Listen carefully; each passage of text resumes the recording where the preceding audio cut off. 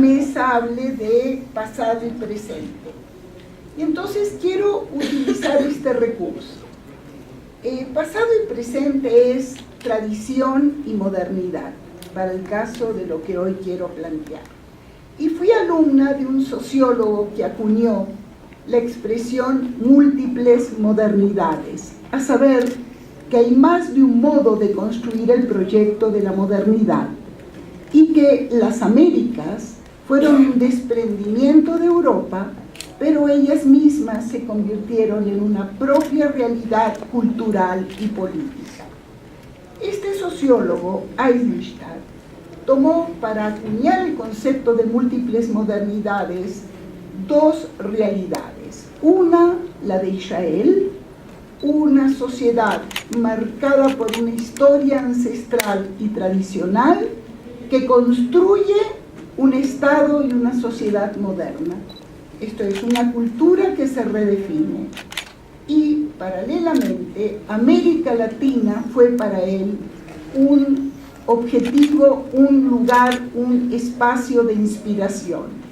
Modernidad y tradición en ambos espacios. Bien, lo que tendría en el caso que quisiera señalar es que los procesos que dan gestación al Estado de Israel y que quien me precedió los personalizó paradigmáticamente en la figura de Teodoro Herzl, tienen que ver con la respuesta a el impacto que tiene la modernidad sobre el pueblo judío. En otros términos, por un lado, la modernidad en Occidente le concede por primera vez en la historia igualdad jurídica y política y convierte a los judíos en ciudadanos de los países que habitaban. Me estoy ubicando precisamente en todo lo que va a el siglo XVIII y XIX. Simultáneamente, la mayoría del pueblo judío que habitaba en Europa Oriental y el Imperio zarista anhela llegar a esta situación de emancipación, de igualdad jurídica y política, pero ella se retrasa. En regímenes autoritarios, como es el Imperio zarista, no llega a esta situación. Y por tanto, lo que vamos a tener a lo largo del siglo XIX es precisamente diría yo, un proceso histórico muy complejo que no quiero simplificar, por el cual, por un lado, la igualdad que se le da a los ciudadanos judíos tiene la expectativa que ellos renuncien a su identidad grupal, que se hagan ciudadanos de los países donde habiten, pero que dejen aquello que el Estado moderno considera es algo totalmente privado, que no debe estar. Mientras que por el otro lado, la emancipación que no arriba a donde la mayoría de la población judía habitaba, que es toda la zona del palio de residencia y el Imperio zarista, anhela que llegue la igualdad que no llega. Entre uno y otro se da el encuentro precisamente de una efervescencia cultural, social y política que van a gestar la idea de, como dije yo, un aggiornamento, tomando, digamos, la expresión que en el Concilio Vaticano II se utiliza, esto es, actualizar, modernizar precisamente la cultura y la tradición judía. Y por el otro lado, vamos a tener una expresión yo creo que esta es la idea, una efervescencia cultural, una intelectualidad que está ubicada entre Europa Oriental, el Imperio zarista y Europa Occidental, que comienza a pensar y a repensar qué sucede precisamente cuando un grupo depende en la definición de su presente, de su historia, de su futuro. Y aquí tenemos, y me detengo en señalar que la emergencia de una conciencia nacional, la posibilidad de pensar que el pueblo judío es pueblo y tiene una identidad nacional y puede aspirar también a constituirse como nación, es lo que se da precisamente en ese momento y en los términos que los diferentes países, culturas y pueblos lo tienen. Si enfatizo esto, es porque pienso que evaluar lo que hoy es la realidad del Estado de Israel exige pensar históricamente. Cuando en las últimas semanas y a raíz de los aniversarios que Rina Musali señalaba, me toca a mí oír, como a muchos de ustedes, que el sionismo fue un proyecto colonialista, un proyecto expansionista, un proyecto de dominación, o lo que ha sido también de limpieza étnica, que es lo que se ha planteado, me parece que es abusar de un pensamiento que no ve la historia. La historia planteó un proyecto de renacimiento cultural, social, político. ¿Y cuál es la idea del territorio, el regreso precisamente a la tierra de Israel? Es el relato, es la narrativa que funda, digamos, la cultura judía. Tribus que hacen un pacto con Dios y entre ellas, y que en el momento que hacen este pacto, que es teológico, hacen también un pacto sociológico, se convierten en pueblo, y el nexo está dado con el territorio.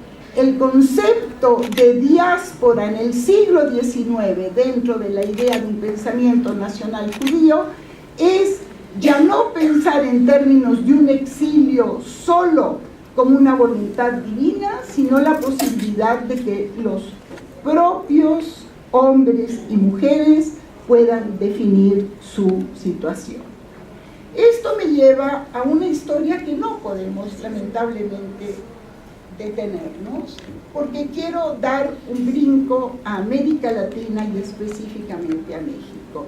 Lo que quiero decir es que el proyecto de retorno, el proyecto de un movimiento nacional, social, político, socialista, toda la idea de los kibbutzim, de la kibbutzá, el regreso del hombre a la naturaleza, todo esto precisamente me parece que es muy importante relacionarlo con lo que considero es el drama, digamos, que tienen pueblos, dramas históricos. Los judíos que llegan a Palestina llegan huyendo de un rechazo de las sociedades europeas. Y creo que uno de los dramas fundamentales es encontrarse con el rechazo de las poblaciones árabes. Y con el encuentro de estos dos grupos se da una dinámica muy difícil de nacionalismos por oposición. Esa historia la tenemos hasta la fecha de hoy. Ahora, lo que me interesaba ver es cómo este encuentro entre tradición y modernidad se da, es señalándoles que uno de los capítulos más interesantes es cuando los inmigrantes judíos que ya llegaron a México y que están establecidos aquí, comienzan a trabajar conjuntamente con sectores de la sociedad y del Estado para movilizar el apoyo de México a la partición de Palestina. Y hay un capítulo realmente interesante que hoy, cuando oía yo al diputado Camacho, parecía estar yo oyendo algunos textos que en los años 30 y 40 escribió Lombardo Toledano acerca del mestizaje y la similitud entre pueblos que en la historia han sufrido.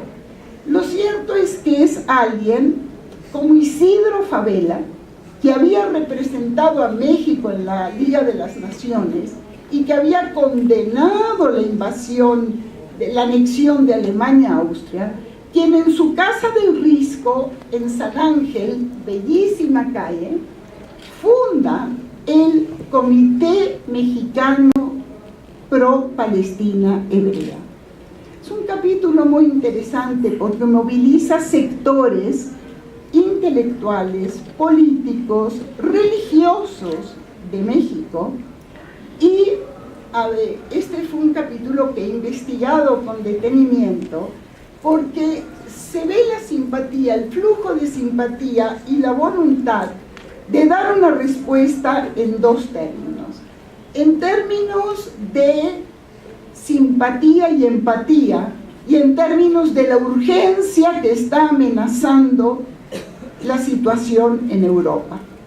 La posibilidad de salvataje del pueblo judío era la emigración. Y las puertas de muchos de los países, como sabemos, estuvieron cerradas.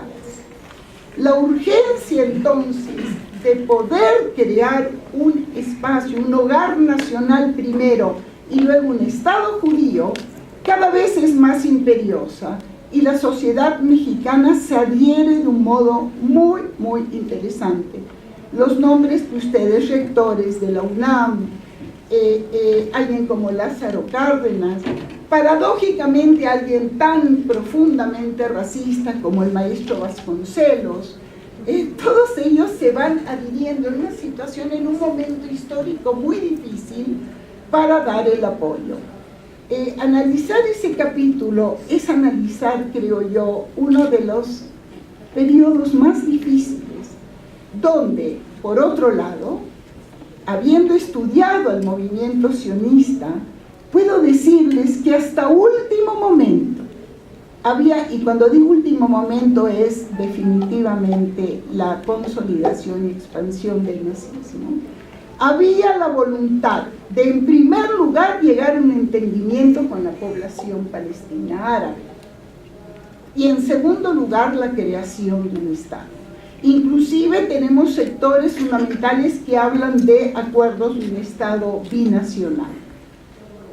Cuando la situación que se da en el contexto es de un rechazo, en la medida que uno de los dramas tal vez fundamentales que yo diría en el caso palestino es haber quedado preso de las rivalidades interétnicas e interestatales del mundo árabe y del mundo musulmán. El hecho de que lo veamos solo definido como un conflicto israelí-palestino me parece que es injusto, me parece que es ahistórico. Lo que estamos es un pueblo que va desarrollando sus aspiraciones legítimas nacionales, que queda preso en una configuración de la región muy difícil. Quiero entonces, entiendo que debo concluir, quiero concluir diciéndoles que modernidad y tradición en la historia tienen un juego y un rejuego muy interesante. En el caso de pensar este concepto tan empático hacia nuestra cultura y realidad como es el de múltiples modernidades, se encuentran dos contextos geográficos, sociales y políticos.